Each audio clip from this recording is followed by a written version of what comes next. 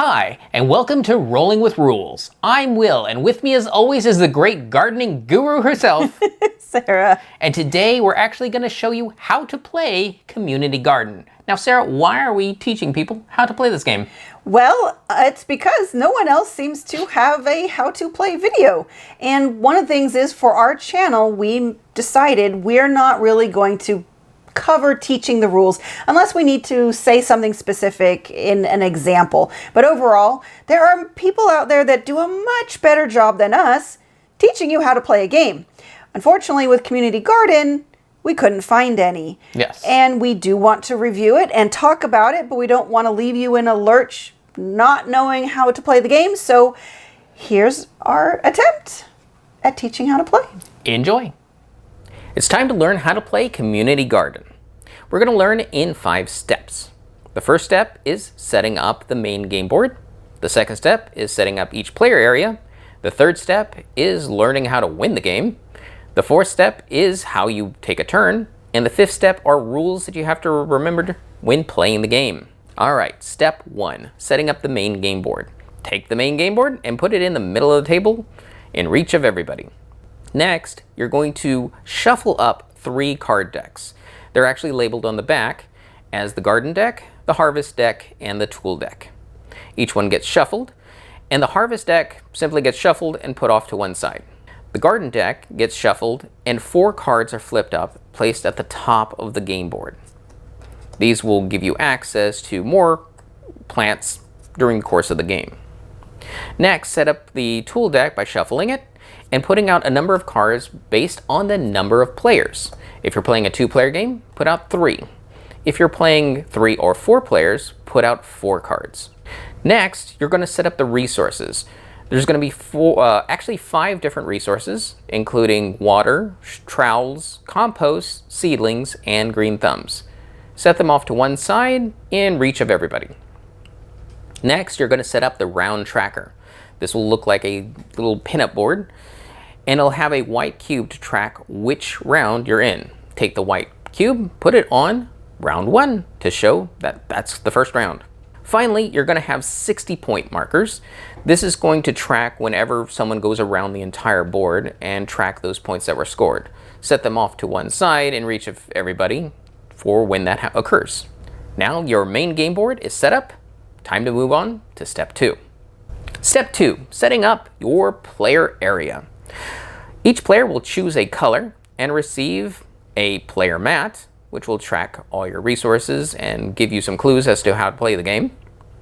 Gardeners, and the number of gardeners received will depend on the player count. In a 2- and 3-player game, you get all 4 gardeners. In a 4-player game, you return one of those gardeners to the box since you only play with 3. You'll also get a round score marker. This is taken and placed on the 0 spot on the main game board.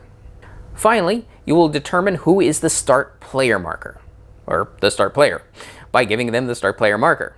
The person who last ate a vegetable will get that marker, or if you choose a different method, that also works. They get that, and then we determine who gets a number of green thumbs. The start player gets no green thumbs. The second player gets 1 green thumb. The third player will get 2 green thumbs, and the fourth player will get 3 green thumbs. Finally, each player is dealt 2 garden cards. This will be your starting hand, and it's drawn from the deck. Now you're ready to play. Time to move on to step 3. Step 3, how you win the game. At the end of 7 rounds, when the marker reaches the 7th one and everyone has played all their gardeners, it's time to score. Now the player with the highest score will win. Now the points will be from the player board, from the main game board, wherever your marker is, plus any 60-point tokens you've collected, plus the value on any harvest cards you've collected. And harvest cards will range from 1 to 3 points. And finally, you'll look at the number of resources you have left. If you have any green thumbs, they'll each score 1 point. For all other resources, which include water, compost, seedlings, and trowels, you'll score 1 point for every 2. You just combine them all together, count them up, and only score 1 point for every 2. And that'd be rounded down. Time to move on to step 4, playing the game. On your turn, you will have 1 mandatory action and 1 optional action. The mandatory action is taking a gardener and placing it on the game board. Let's start at the top with the stumps. So the stumps will give you access to the face-up cards in the row. Now the way they give you access will also give you a different option depending on which stump you use. So one stump will give you one green thumb and one of the face-up cards. Another one will give you 2 points and one of the cards. Another one will give you the start player marker, so you'll be first in the next round, and one of the cards. And the final space will actually clear off all 4 cards, have you redraw 4 new ones, and then take up a face-up card. Now it is important to note that each of these stumps can only be occupied by one gardener. Next is resource generation. You have a spigot, a compost heap, tool shed, and a greenhouse, as well as a bench. These are how you gain the 5 basic resources.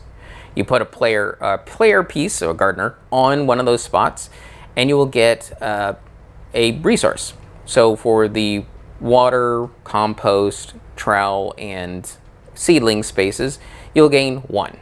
If you go on the bench, you'll get 2 green thumbs. Now, the bench has no restriction. Any number of players can go on there, and it doesn't matter, it doesn't block anything. However, the other resource spots will have a blocking mechanism where you'll have to pay green thumbs for every gardener that's already there, and you'll get 1 resource of the respective type. Finally, you can go down to the tools section. Now, if a tool card is empty, you can access it. If it has a gardener on it, you can't access it. Additionally, tool cards may require you to pay resources, like green thumbs or other of the resources. If you can't pay that, you can't access the tool card. And only one gardener can access any tool card at any time. So if there's a gardener on there, you can't go there. Finally, we have the optional action. That is actually planting a card. Now, on each turn, you can only plant 1 card.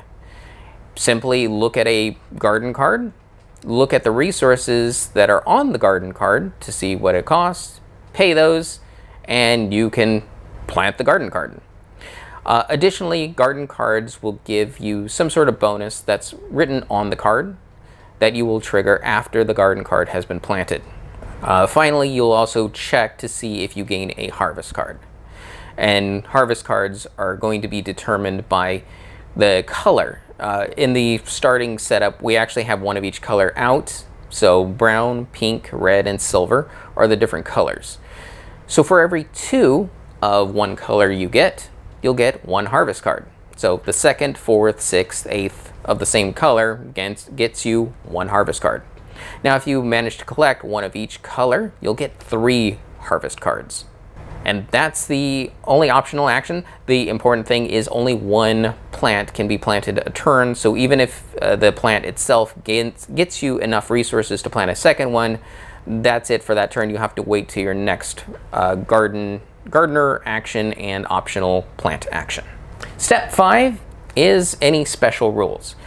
So the special rules to keep in mind is the fact that the only actions that can hold any number of players is only the bench. The resource generation comes at a cost, and you have to pay green thumbs for every gardener that's there, including gardeners of your own color. So if there is, say, 2 gardeners at the spigot spot, and you want to go to the spigot spot, you'll have to pay 2 green thumbs first. And if you can't, you just can't go there. That's why the bench is always open. Now, it's also important to note that even if you pay a lot of green thumbs, you're only getting 1 resource of the given type for going there. It's also important to note that the tool spaces, again, are restricted by whether or not a gardener's there and whether or not you can afford to play them. Another important rule about the tools is at the end of every round, they'll get cleaned up. So whatever gardener cards are there, they'll get taken away and refreshed with the same number given the player count of those tool cards. The end of round is also when you gain back all your gardeners, so you can reset for the new round. There's no way to gain extra gardeners, but there are ways to gain gardeners that you've already placed back to your supply. So in that case, you'll actually have rounds ending at different points based on whether or not a player has received a gardener back or they're just completely out of gardeners, because that will happen at different times. When it comes to the plants, you'll actually want to set them up in colored rows so that all the browns are together, all the pinks, all the reds, and all the silvers are together, so that you can easily see whether or not you've reached the second, fourth, sixth, or you've done a complete line of all 4 different colors, so you know when to gain extra harvest cards. Another thing to keep in mind is that the green thumbs are worth 1 point, which are very different than all other resources. Additionally, when you gain resources and you can't fit them on your player mat, you will score an additional 1 point. So for example, if you have 1 space open and you gain 3 of a resource, you gain the 1 and the extra 2 will be converted into 2 points. One final note is, in the case of a tie, the player who has planted the most plants wins the game. In the case of another tie, then the players will share the victory. And that's how you play Community Garden. And remember, if you have any questions, comments, or concerns, you can reach out to us on the various social media platforms at Rolling with Two, that's TWO. We are on Twitter, Facebook, and Instagram. And on YouTube, please like and subscribe. And if you have time, check out the other content Nanaman has found for you, because remember, he's rolling with you.